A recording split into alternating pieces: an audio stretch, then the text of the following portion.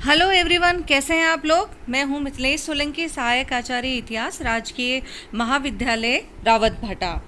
BA third year के इस पाठ्यक्रम में विश्व इतिहास, उपनिवेशवाद और साम्राज्यवाद का विकास, इसमें हम उपनिवेशवाद, साम्राज्यवाद और नवीन उपनिवेशवाद के बारे में पढ़ेंगे और प्रमुख देशों के उपनिवेशों के बारे में पढ़ेंगे। ऐसी क्या वजह थी कि ये जो बड़े देश थे, जो साम्राज्यवादी देश थे, अफ्रीका और एशिया में आए और उन्होंने काफ़ी सारे उपनिवेश स्थापित किए। तो इन काफ़ी सारी रोचक जानकारियों के साथ ही आज शुरू करते हैं। सबसे पहले उपनिवेशवाद।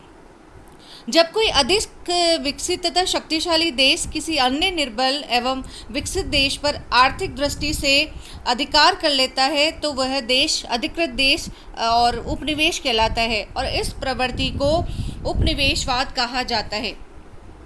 पुराने उपनिवेशवाद का मुख्य आधार वाणिज्यवाद था। उस काल में इंग्लैंड, फ्रांस, स्पेन, पुर्तगाल, हॉलैंड आदि ने अफ्रीका और एशिया में विशाल साम्राज्य स्थापित कर लिया।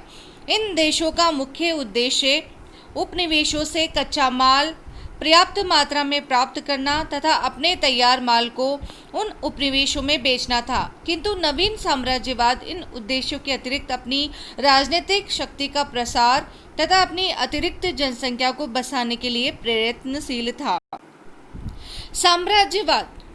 साम्राज्यवाद से आशय है कि एक विकसित और शक्तिशाली देश द्वारा अन्य देशों पर राजनीतिक तथा आर्थिक प्रभुत्व स्थापित करना।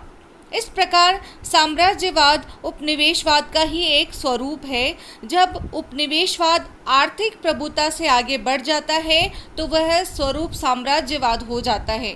साम्राज्यवाद का प्रारंभ भी लगभग 15वीं शताब्दी से माना जा सकता है, परंतु ये 19वीं शताब्दी में अधिक रूप से प्रकट होता है। इस प्रकार विद्वान उपनिवेशवाद की प्रारंभिक अवस्था को पुराना साम्राज्यवाद भी कहते हैं, जिसका मुख्य आधार वाणिज्यवाद था।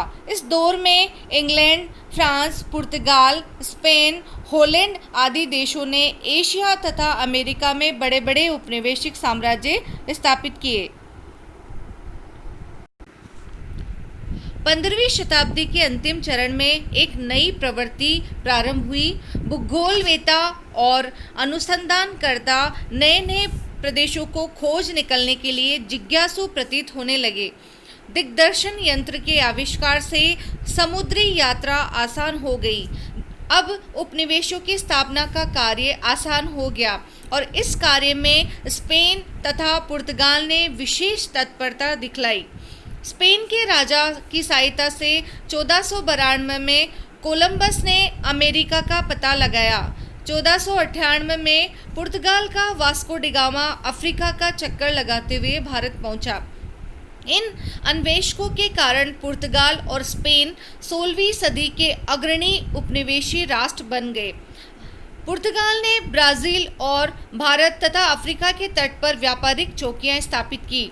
स्पेन ने फिलीपाइंस और उत्तरी, मध्य एवं दक्षिणी अमेरिका के बड़े प्रदेश पर अधिकार जमा लिया। 16वीं सदी के मध्य में स्पेन ने नई दुनिया में साटो डोमिंगो, लीमा और मेक्सिको नगर में सर्वप्रथम विश्वविद्यालयों की स्थापना भी की। उन्होंने अमेरिका को सर्वप्रथम मुद्रणालय और पुस्तकालय प्रदान किए, किंतु स्पेन ने यहाँ से अधिकाधिक धन का दोहन भी किया। 17वीं शताब्दी में हॉलैंड और फ्रांस ने भी औपनिवेशिक साम्राज्य का निर्माण प्रारंभ किया। इंग्लैंड 17वीं शताब्दी के उत्तरार्ध तक उपनिवेशों की प्रतियोगिता में सम्मिलित नहीं हुआ था, किंतु धीरे धीरे उसका औपनिवेशिक साम्राज्य संपूर्ण विश्व में स्थापित हो गया। यहीं से यूरोप के इन देशों की औपनिवेशिक तथा व्यापारिक प्रतिस्पर्धा प्रारंभ होती है। कुछ ही वर्षों में यूरोप के मुट्ठी भर देशों ने सारे संसार को आपस में बांट लिया। ये दौड़ बढ़ती गई। संपूर्ण उत्तरी और दक्षिणी अमेरिका, भारतवर्ष, दक्षिण पूर्वी एशिया में मलाया, हिंद चीन, हिंद एशिया तथा अफ्रीका के उत्तरी और दक्षिणी किनारे के कुछ भागों पर शीघ्र ही यूरोपीय साम्राज्य स्थापित हो गया। अब हम इनके उद्देश्यों के बारे में चर्चा करेंगे। इन देशों का मुख्य उद्देश्य था उपनिवेशों के प्राकृतिक संसाधनों, विशेषतः सोना चांदी की खानों को वहाँ से लेना, वहाँ अपना जो सामान था उसको बेचना, वहाँ से कौड़ियों के भाव कच्चा माल प्राप्त करना। इसके अलावा ये देश यूरोप में भारी मांग वाली वस्तुएं जैसे मसाला, रेशम, मलमल उपनिवेशों से सस्ती कीमतों पर प्राप्त करके यूरोप के बाजारों में बेचकर भारी लाभ कमाते थे। 19वीं शताब्दी में इस उपनिवेश ने नया रूप धारण कर लिया। अब वह उपनिवेशवाद से साम्राज्यवाद बन गया। इस समय तक औद्योगिक क्रांति के परिणाम स्वरूप आर्थिक क्षेत्र में नई विचारधाराओं का जन्म हुआ। एडम स्मिथ और तुर्गो ने मुक्त व्यापार के सिद्धांत का प्रतिपादन किया। इस सिद्धांत के कारण पुरानी वाणिज्यवादी पद्धति का ह्रास होने लगा। साथ ही यूरोपीय राज्यों के बहुत से उपनिवेश स्वतंत्र होने लगे। इंग्लैंड, फ्रांस तथा हॉलैंड के बहुत से उपनिवेश स्वतंत्र हो गए। नवीन साम्राज्यवाद 19वीं शताब्दी के उत्तरार्ध में, विशेषतः सेडान के युद्ध के पश्चात यूरोप में साम्राज्यवाद का नया चरण प्रारंभ होता है, जिसका मुख्य आधार राष्ट्रीय और आर्थिक था।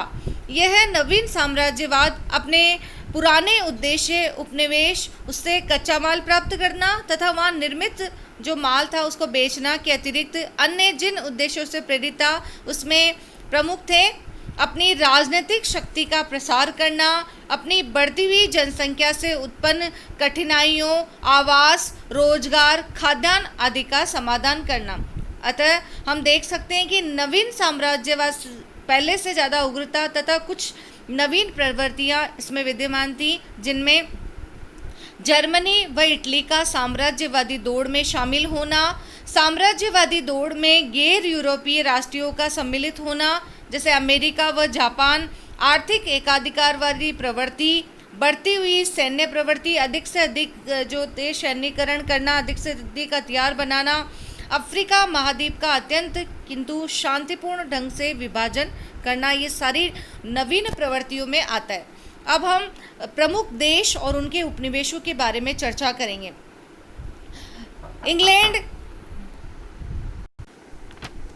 इंग्लैंड के जो प्रमुख उपनिवेश थे रोडेशिया, मिस्र, सूडान, दक्षिणी अफ्रीका, केन्या, पुर्तगाल के मोजाम्बिक और अंकोला, स्पेन के रियो डी ओरो और स्पेनिश गिनी, फ्रांस के उपनिवेशों में मोरक्को, अल्जीरिया, ट्यूनिस, जर्मनी में टांगानिका, टोगोलैंड, बेल्जियम के बेल्जियम, कांगो, रवांडा, उरुंडी, इटली के इरिट्रिया, ट्रिपोली, साइनेरिका, सोमालीलैंड।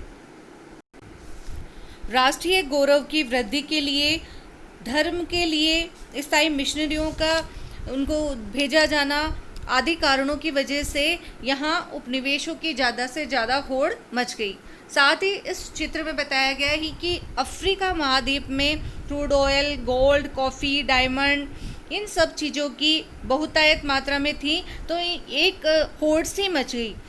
इंग्लैंड ने, जैसे डॉक्टर डेविड लिविंगस्टोन का योगदान विशेष रूप से उल्लेखनीय है। लिविंगस्टोन ने लगभग 20 वर्ष तक अफ्रीका के अंतर प्रदेश में जेम्बिसी और कांगो नदियों की क्षेत्र की खोज की। साथ ही साथ इस जो दौड़ थी इसमें अलग अलग देशों ने इसको अलग अलग नाम से प्रसारित किया। जैसे फ्रांस ने अपनी औपनिवेशिक विस्तार की नीति को सभ्यता के विस्तार का कार्य बतलाया, इटली ने इसे पुनीत कार्य बताया और इंग्लैंड ने इसे श्वेत जाति का दायित्व बताया।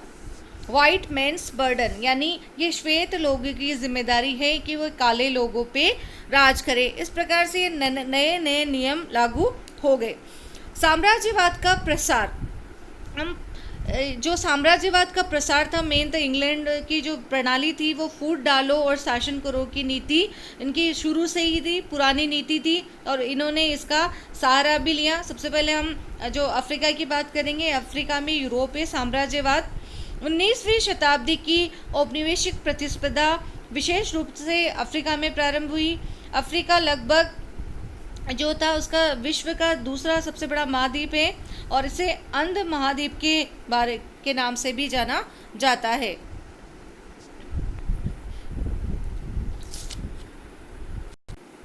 उत्तरी अफ्रीका के कुछ देश मिस्र, अल्जीरिया, ट्यूनिस, मोरक्को आदि समुद्र तट के आसपास के प्रदेशों को छोड़कर शेष अफ्रीका के विषय में बहुत कम जानकारी थी। उत्तरी जो तट था 1830 में फ्रांस ने अल्जीरिया पर संरक्षण स्थापित किया। इंग्लैंड ने पहले केप कॉलोनी पर और 1843 में नेटाल पर अधिकार किया। पश्चिमी तट पर गैम्बिया, गोल्ड कोस्ट, लियरा लियोन और लेगास पर इंग्लैंड का आधिपत्य था और सेनेगल, आइवरी कोस्ट और गेबून पर फ्रांस का। पुर्तगाल ने अंगोला और मोजाम्बिक पर अधिकार कर लिया और स्पेन ने स्पेनिश गुयाना पर अधिकार कर लिया। धीरे धीरे अफ्रीका को पूरे जो यूरोपीय देश थे उन्होंने लूट लिया और ऐसे ही जो ये लूट की होड़ है ये एशिया में भी चली।